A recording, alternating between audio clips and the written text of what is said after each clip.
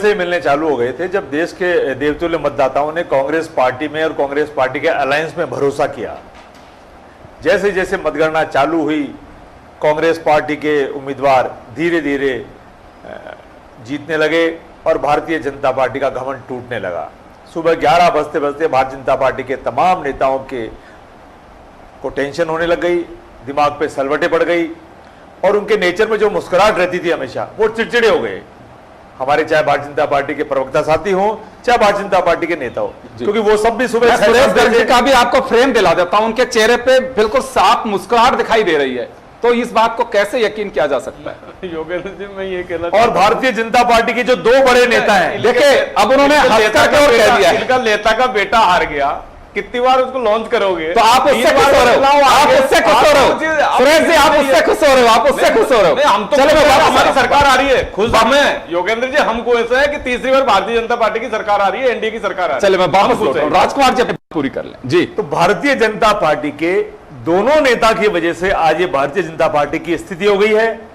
ये आरएसएस भी जानता है, भारतीय जनता पार्टी का प्रमुख भी जानता है, पन्ना प्रमुख भी जानता है और आडवाणी साहब भी जानती है, वसुंधरा जी भी जानती है। कांग्रेस पार्टी को राजस्थान में लेकर के तसल्ली इस बात की है कि जहां 2014 में हमारे पास 0 सीट थी, 2019 में हमारे पास 0 सीट थी, आज हमारा यहां खाता खुला है और खाता भी एक अच्छी मेजोरिटी के साथ खुला है। पूरे परिणाम आएंगे जब क्लियर हो पाएगा कि हमारी 11 सीटें हुई है या 12 हुई है, 13 हुई है, लेकिन हमको बहुत संतुष्टि है राजस्थान के परिणाम को लेकर के।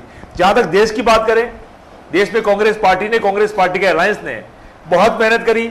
हमको इस बात की तसल्ली है कि हमारे कांग्रेस के जितने भी उम्मीदवार थे, हमारे छोटे बड़े तमाम कार्यकर्ता और नेता थे, उन्होंने पूरे हिंदुस्तान में भारी प्रेशर होने के बावजूद भी बहुत अच्छा कैंपेन किया और हिंदुस्तान के देवतुल्य मतदाताओं ने हमारे पक्ष में वोट दिया।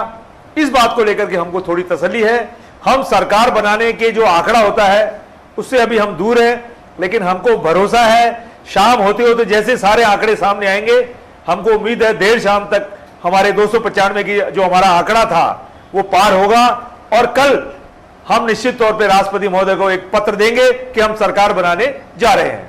चलिए, ये बड़ी बात आई है कांग्रेस प्रवक्ता की ओर से कि बुधवार को एक पत्र सौंपा जाएगा राष्ट्रपति महोदया को